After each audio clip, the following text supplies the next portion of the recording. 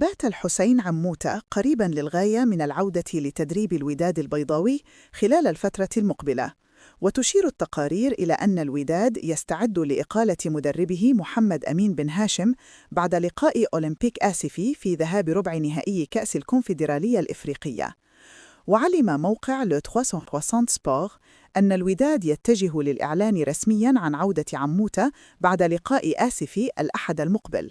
ونوه الموقع المغربي أن مفاوضات الوداد وعموتة وصلت إلى مراحلها الأخيرة بعد إغراء مدرب منتخب الأردن السابق براتب سيكون الأعلى في تاريخ الدوري المغربي للمحترفين. وسبق للحسين عموتة تدريب الوداد البيضاوي وقاد الفريق لحصد لقب دوري أبطال إفريقيا على حساب الأهلي المصري.